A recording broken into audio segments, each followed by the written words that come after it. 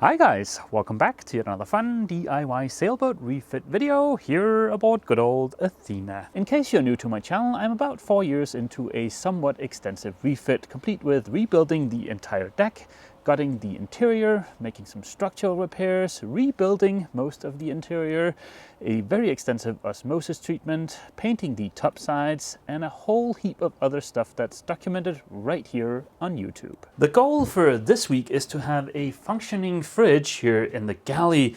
And this little guy right here is the star of the show. This is not your average blue doohickey. This is a cool blue doohickey. The product name is CoolBlue. It's the compressor condenser unit for a holding plate setup, and it's manufactured by a company called Technatics. There's also some other stuff going on this week, as you might be able to see up here and over here. I am in the middle of varnishing.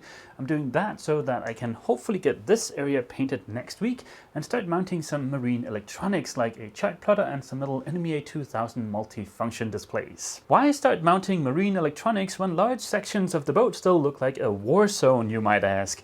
Well, because last week I installed a ProHeat X30 hydronic diesel heater in the technical compartment, and that is right now sucking diesel out of the tank, and I have no way of monitoring the level in the tank, so that is the goal for next week. Speaking of the ProHeat X30, as you might be able to see, I've moved the controls for that into the nav station area, so that's also ready to get mounted next week. Let's get back to the fridge setup here aboard Athena. Technautics has over 45 years of experience with marine refrigeration, and CoolBlue has a stellar reputation, at least from what I've heard over the years and what I've been able to read on the internet. Technautics claims that CoolBlue has the lowest power usage in the marine refrigeration market, and as you can see, it is air cooled. There is no water cooling, no keel cooling, no kind of trickery. It's just air cooled. I can't really verify their claim about power consumption, and I'm not a refrigeration expert, but I do know of at least 2 people that have swapped out their existing systems for a CoolBlue setup and have roughly halved their energy consumption. That, combined with the fact that this is an air-cooled setup, which means it's going to be super quick and easy to install, and there are going to be no additional holes in the hull, is very impressive. And like I mentioned, there are tons of happy CoolBlue customers out on the interwebs, and I'm sure there's going to be a bunch of them down in the comment section too. So by all regards, this is a well-proven, very reliable product. One of my favorite sailing channels here on YouTube is Drake Paragon, where Mo and Drake also have a CoolBlue aboard their boat. And after about 12 years of use, they had to replace a small part, and they got great customer service from Technautics. I'll include a link for their video about the CoolBlue down in the description. The fridge here aboard Athena is a little bit untraditional. It is located here in what I like to refer to as the kitchen island. The thing that makes this fridge a little bit unusual is the way it opens. I don't have the hinge mechanisms in there right now, but this is a video from a little bit earlier this year. As you can see, the entire countertop lifts up and out of the way. Now, some people loved the idea and some people hated the idea. I think I'll reserve judgment until we've seen how this actually works in the real world. If for whatever reason we don't end up liking this setup, it is going to be super easy for me to convert this into a traditional top-loading fridge. But yeah, let's open this up and take a look at the box. I built this composite box earlier this year. It's coated in pigmented epoxy rather than paint because the pigmented epoxy should last a lot longer. And as you can see here, I've got a double seal on the lid. Getting an airtight seal is crucial to cut down on condensation. The last thing I can mention about the kitchen island is that it is removable.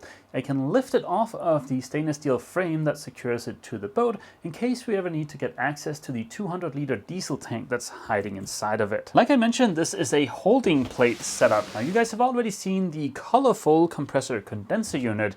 In comparison, the holding plate looks a little boring. In this case, boring just means less colorful because this spiffy looking stainless steel box is the holding plate. If you order a CoolBlue from Technautics, your holding plate might look slightly different. That's because this holding plate was gifted to me by a patron of mine.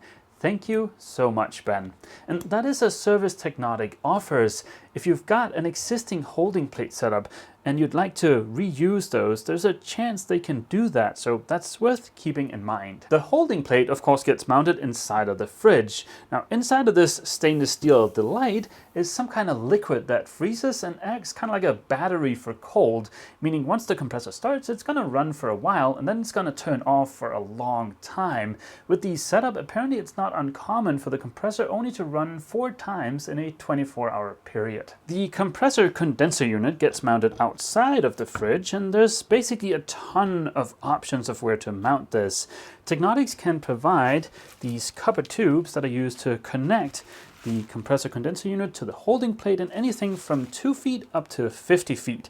As you can see, I've got the 12 feet standard version here. When it comes to placing the compressor condenser unit somewhere inside of the boat, like I said, there are tons of options.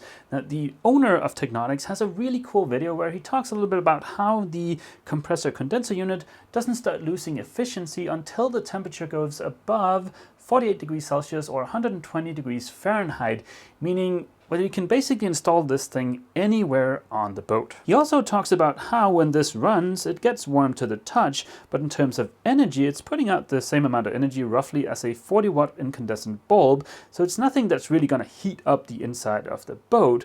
I'll include a link for his video down in the description. Turns out, here aboard Athena, I've got room for the compressor condenser unit right here underneath the cabin sole next to the kitchen island. Of course, it's important that the electronics don't get wet, and this area here aboard Athena is never going to see water unless we have some kind of collision damage in the saloon area, in which case we probably have bigger things to worry about. My plan is to build a small shelf in between these 2 stringers here and place the compressor there.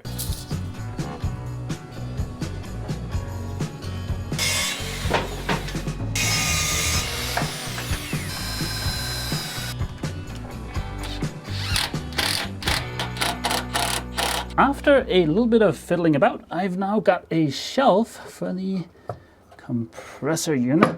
There's a couple of centimeters from the top of this up to the bottom of the cabin sole. Water conducts heat 25 times better than air, so I'm wondering if the water against the hull is enough to keep that compartment cool with the compressor down there.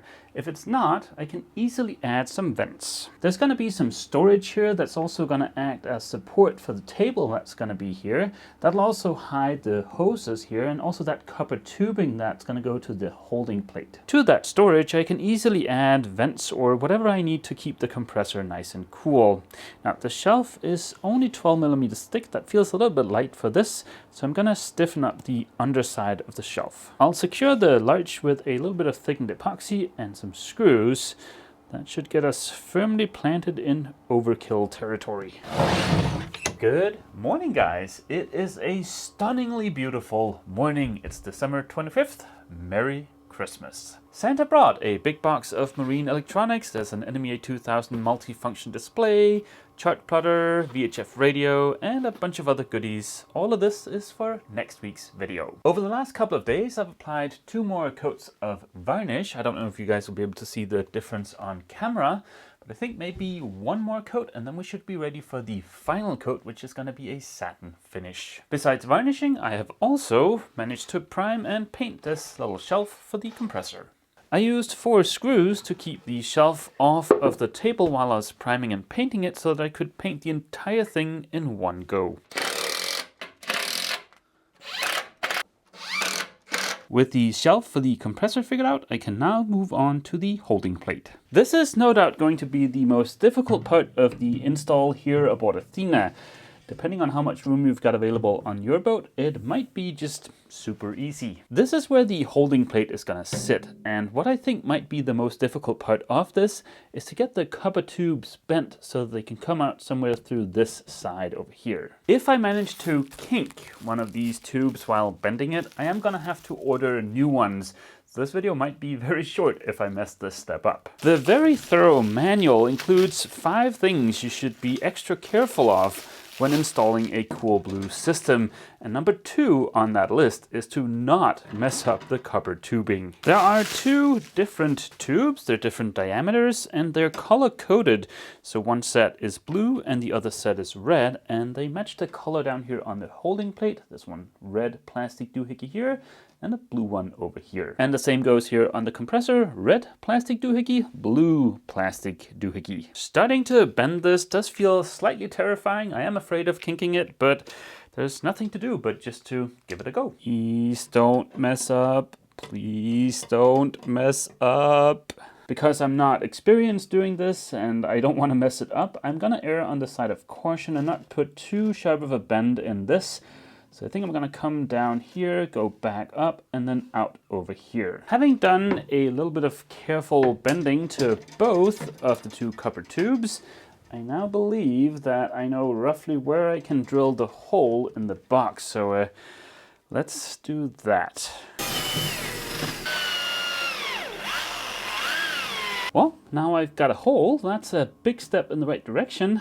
Let's see if we can get the copper tubing through there. Maybe I should have gone for a shorter version than the standard 12 feet one. That qualifies as a slightly fiddly process, but the first copper tube is in place. I started with the copper tube with the blue caps on there because it's a lot thicker. So I figured it was easier to just do that one first because it's going to be more difficult to work with.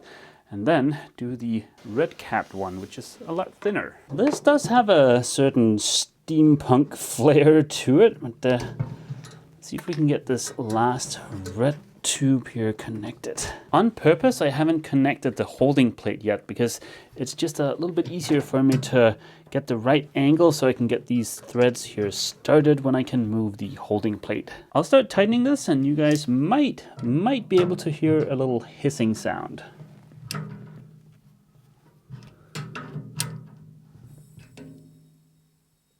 Could you hear that?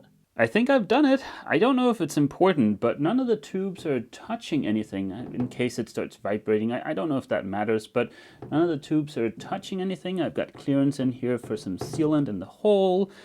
I think we're good. Like I mentioned, I don't have the standard CoolBlue holding plate, so I've got some holes in these flanges here for securing the holding plate with some screws. When I built the box, I kept the layer of fiberglass that's on here very thin because fiberglass conducts heat. So I'm gonna use a little bit of Sikaflex to help secure this in place along with those screws. If I had more material here, I would just use the screws, but yeah, I'm gonna use this for a little bit of a belt and suspender solution. The Sikaflex should help seal around the screws too, but the screws are short enough that they don't penetrate into the actual insulation, they only go into the blue core material. I am 99% sure that just the screws alone are enough to hold the holding plate, but better safe than sorry. The last piece of the puzzle that needs to go inside of the fridge is the thermostat. I could, theoretically, I believe, mount this outside as long as this little capillary tube here is touching the holding plate. There's a little holder for that on the aft side of the holding plate. But I think I'm going to mount this inside of the fridge. In case the thermostat ever breaks, which I think this is probably the weakest link in this entire chain, it is going to be a lot easier for me to replace the thermostat if it's inside of the fridge, because then it's just going to be a matter of unplugging this cable here, slapping a new thermostat in there, plugging it in, and that's it. But if I mount this outside of the fridge, then I'm gonna have to dig out this capillary tube through a hole with sealant and all that kind of stuff. So yeah, I think I'm gonna place this inside of the fridge. Somewhere right around here should work. The only downside to this is I am gonna have this cable here running inside of the fridge, but that's okay. The manual mentions that it might be a good idea to insulate the return from the holding plate. And I've got a little bit of Armaflex that should do a great job of just that. Before wrapping the rest of the tubing in Armaflex, I added a couple of strips of rubber and some hose clamps just to make sure everything is nice and tight. Then I wrapped everything in Armaflex, and this is what it looks like now. Yes, it could look a little bit neater, but this will certainly do. The manual specifically mentions that it is just the return that benefits from being insulated, but for me it was just easier to do both of them, and I don't think there is a downside to that. All that's left now is to connect the brain box. This is the cable from the thermostat. I've connected that to here and to the bottom of these 4 options over here. This is how you set the speed of the compressor. This is full speed and this is low speed. For the initial startup, this one or this one is good, but after that you're supposed to choose the one that gives you a 50% duty cycle. That's something I can play with a little further down the road. Today, all I want to do is just to get the compressor started up to see that everything works. The last thing I need to do is just to apply a little bit of juice. I've got a piece of conduit there that goes all the way over to the nav station where the distribution panels are gonna be. But as you can see, there's nothing over there right now. To test this out, I'm just going to hook it up directly to the battery for now. The manual does mention that you need to be very careful about polarity, so better not mess this up. I've quadruple checked, 12 volts on the bottom, negative on the top. This should be correct. The thermostat is set to its off position, so nothing should happen when I connect the compressor to the battery. Let's give it a go. Both wires are connected, no magic smoke yet. Hopefully, we'll now hear the sound of cold drinks in a warm climate. I hear a fan spinning. That is certainly a good sign. And this feels, yep, really cold. I think we're up and running. Apparently the initial run with a warm-ish holding plate is gonna take 8 to 15 hours. But it's definitely getting colder in there, so I can tell that the system is working. I've just temporarily put back the cabin sole to get an idea of the noise level, and well, I can still hear the fan, but it's not loud. Sure, the settee is pretty close to the compressor and the fan, but with the cabin sole back in place, I don't think it's loud. And there is also the fact that the compressor is never going to be cycling on and off, on and off, on and off. It's going to come on, then it's going to stay on for a while, and then it's going to turn off for a long time. Let's take a peek inside of the box to see what's going on. I definitely see a little bit of frost here and over here. It's been a few hours. I tidied up a little bit and got ready for next week. And while I was doing that, I had my little temperature logger here inside of the fridge, and the temperature has continued to stay nice and low. So I think it's safe to say that the CoolBlue is working, which is pretty awesome because now I've got both heating and refrigeration aboard Athena, which is good because there's only about 6 months left until Ava and I are both going to be living here aboard Athena and cruising full time. I am very well aware that there has been no oh glorious sanding in this video yet, and I didn't want to leave you guys hanging seeing as it is Christmas and all, so I've timed it so that I can apply the last coat of varnish before finishing this video. Like I've mentioned, it's not going to be a glossy finish as it is right now. It's going to be a satin finish. It's going to look like this. For sanding in between varnish coats, I really like these foam-backed sanding pads.